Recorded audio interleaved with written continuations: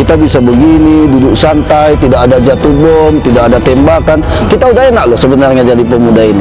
Tidak salahnya pemuda-pemuda itu yang ada di Sibolga ini, pemuda-pemudi itu ketika kita nongkrong, ide apa sih yang harus kita bangun? Konsep apa yang harus kita jalankan? Oh, ini tidak bicara pemerintah saja. Hari ini mari kita bangkit, bangun dari tidur kita masing-masing.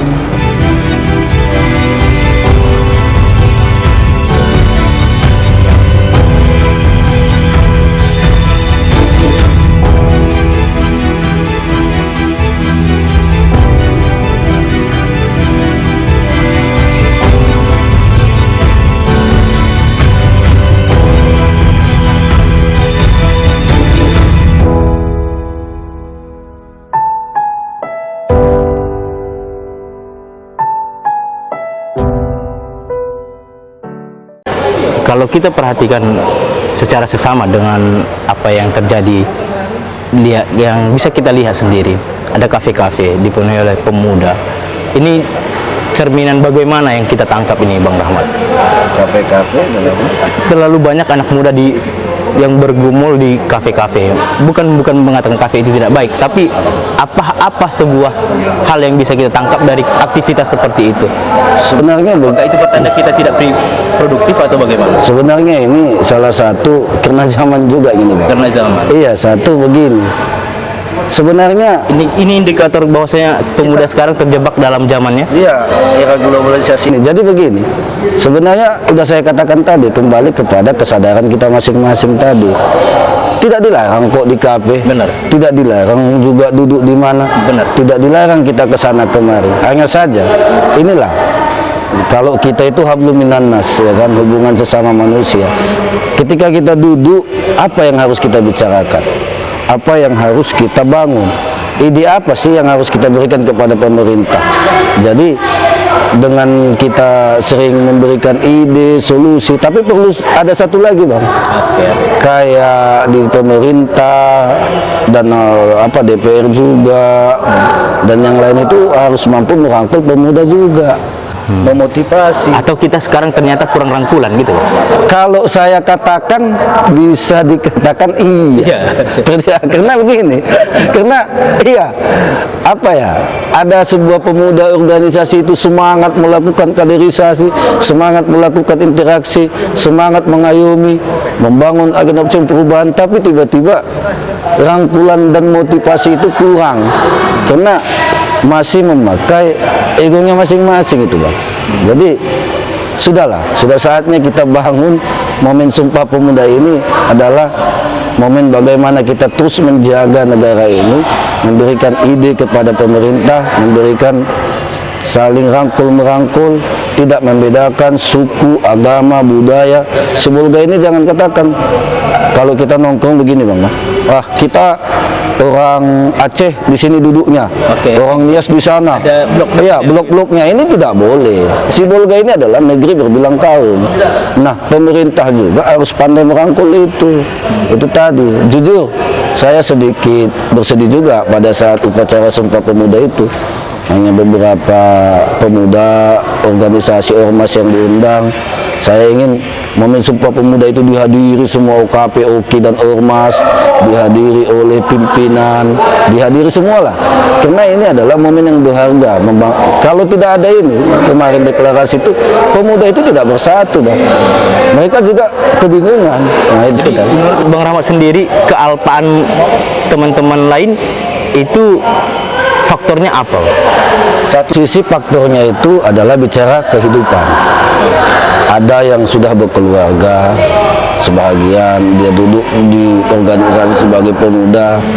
Ada juga hal yang lain yang memang menyibukkan aktivitas dia di situ untuk membutuhi ekonomi keluarga, anak, istri, ataupun dia belum menikah untuk mengurus yang di rumah. Jadi terkadang kalau kita ini di Sibolga ini sibuk bekerja, tapi tidak salahnya pemuda-pemuda itu yang ada di Sibolga ini, pemuda-pemudi itu, ketika kita nongkrong, ide apa sih yang harus kita bangun?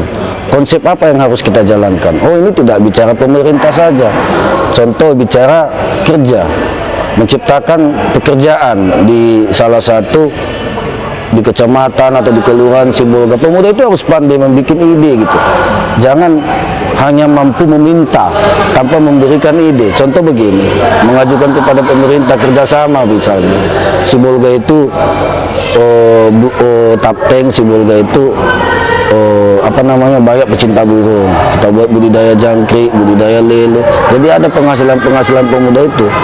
Nah, di organisasi ini, iya kira harus ada, wajib. Dan itu pemerintah juga wajib mengayomi. Itu tadi. Sekali. Nah, kalau dikatakan tadi kita berbicara bahwa Bang Rahmat itu sering mengatakan ide pemuda. Sekarang ide seperti apa nih yang akan dihadirkan oleh Bang Rahmat Kurniawan dan kawan-kawan di dalam gerakan GP Ansor ini? Satu, sebelum bicara wirausaha, saya bicara ke pemerintahan dulu. Kita harus kasih saran kepada pemerintahan itu. Tolong, itu suatu saat ya. Nanti jangan hanya fokus pembangunan terus. Jangan fokus pembangunan fisik maksudnya? Iya, fisik. Kita fokus dulu memakmurkan masyarakat di Kota Sibolga. Usaha kita? Usaha misalnya usaha kecil-kecilan, usaha mikro. Ini harus dimotivasi pemerintah. Itu supaya apa? Ini ide-ide ini apa sih yang harus kita... Sebenarnya Sibolga ini mudah diurus. 17 kelurahan sebenarnya. Iya. Tapi kalau kita tengok, ya begini-gini terus ini. Bukan saya mengkritisi pemerintah. Ke pemerintah sekarang baik, pembangunan juga ya lumayan meningkat. Cuma hanya saja bicara kemakmuran kepada masyarakat itu ya itu tadi. Jadi pemuda itu harus bisa memberikan ide kepada pemerintah, apa sih yang harus dibuat. Contoh organisasi juga harus ada rangkulan. Dulu saya rindu juga, kayak olahraga juga, kita sering mengadakan turnamen, ada event, ada apa. Itu iya, purang-pulan organisasi. Dulu itu organisasi di Sibolga ini besar, Bang. Iya, kenapa? Karena rangkulan itu tadi. Nah, sekarang coba kita tengok, berapa sih? Salah satu ormas juga dibilang yang sudah aktif, yang aktif ya. Ada yang apa? Pemuda misalnya di luar organisasi, apa sih yang harus dibicarakan? Karena zaman tidak ada ide, tidak ada aktivitas, tidak ada nih ya, ujung-ujungnya ya main game. Itu sekarang. Iya, dan itu zaman itu tadi. Itu yang saya masukkan di poin tadi. Iya. Kalau kafe-kafe juga nggak masalah karena kita toh menyelenggarakan acara ini juga di kafe kan. Tapi aktivitas yang ada di dalam kafe itu harusnya lebih meningkatkan nilai kepemudaan dia. Iya. Setuju Bang Rahmat? Setuju. Oke. Bang Rahmat, 1 menit kami persilakan Bang Rahmat untuk menghimbau para pemuda dalam merefleksikan Sumpah Pemuda ke-92 tahun. Silakan Bang. Baik. Assalamualaikum warahmatullahi wabarakatuh. Saya Rahmat Kurniawan, Ketua JP Ansor Kota Sibolga. Di momen Sumpah Pemuda ini, saya berharap pemuda di Kota Sibolga, pemudi di Kota Sibolga, hari ini mari kita bangkit, bangun dari tidur kita masing-masing. Sudahlah, boleh sah-sah saja kita mengikuti zaman, bermain game apa, itu hanya aktivitas untuk menghilangkan kelelahan. Sekarang ini kita bangun dari tidur itu apa? Pertama itu, ayo kita berikan ide kepada pemerintahan, itu satu. Yang kedua, ide kepada masyarakat untuk menciptakan usaha-usaha kecil. Kita yang merangkul di daerah-daerah kita. Contoh ada mahasiswa yang merantau, ya kan Bang, orang Sibolga, Anda itu adalah utusan dari kampung Anda. Pulang Anda kemari, bawa ilmu Anda, ayo rangkul masyarakat yang di sana. Itulah tugas kita. Satu. Yang kedua, kita tetap menjaga negara kesatuan Republik Indonesia, Pancasila dari bahaya-bahaya radikalisme ini tadi. Jadi pemuda itu sudah bersumpah bertanah air satu, bersumpah berbangsa satu, suku, budaya, berbahasa. Sibolga ini adalah negeri berbilang kaum, suku, budaya, agama berbeda di sini. Saya berharap pemuda di Kota Sibolga jangan pernah mengkotak-kotakkan, membangun komunikasi dengan hanya dari halamannya masing-masing. Contoh, tidak ada istilahnya kita harus duduk sama-sama harus dengan orang Padang, tidak. Kita harus duduk sama-sama dengan orang Nias, tidak. Jangan ada membatasi karena perbedaan suku tadi.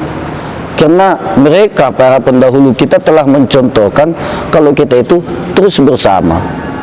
Ayo, saatnya kita bangkit, berikan ide-ide yang cemerlang kepada masyarakat, kepada pemerintahan, dan yang lain-lain. Dan juga saya minta juga pemerintahan khususnya, ada abang-abang kita, senior kita, dewan juga, anggota DPRD, rangkullah pemuda itu. Sedih rasanya. Pemerintah Sibolga ya rangkul. Kenapa? Iya, butuh rangkulan itu tadi. Jangan ini apa ya? Kayak Ormas, OKP, jangan dikatakan kalau misalnya ada kegiatan begitu kan ujung-ujungnya biaya itu udah hilangkan aja, laksanakan aja dulu. Sudahlah. Orang Sibolga ini banyak yang kreatif, banyak yang udah menjadi tokoh nasional sampai terkenal di mana-mana. Khusus kepada tokoh nasional, pulanglah ke daerah. Dulu Anda berjanji ke Sibolga, berjanji kepada kami, Anda sudah duduk di Senayan, sering-seringlah datang ke Sibolga ini. Karena ini adalah kampung halaman Anda.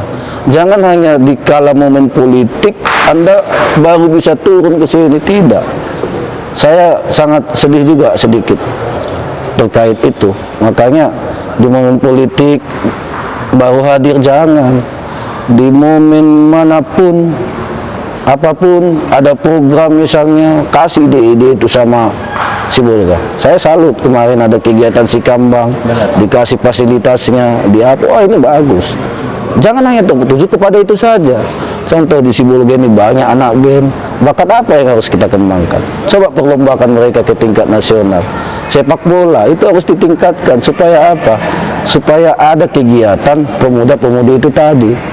Jadi ini masa corona, pelajar itu misalnya banyak yang tidak sekolah, ya tugas pemuda merangkul adik-adik untuk mengajari mereka belajar. Kalau iya tugas yang mulia, door to door, rumah ke rumah.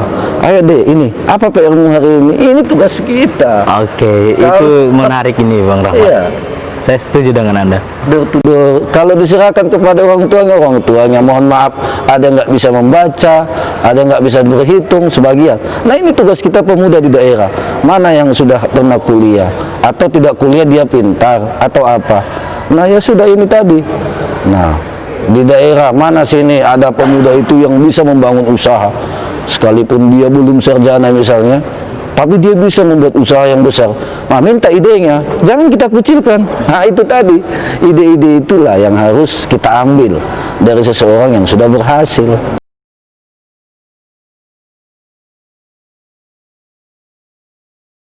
Ide-ide yang Anda berikan juga tadi ada pesan-pesan kepada teman-teman muda kita. Semoga kita bisa jumpa lagi di lain waktu dengan event yang berbeda, Bang. Terima kasih, Bang.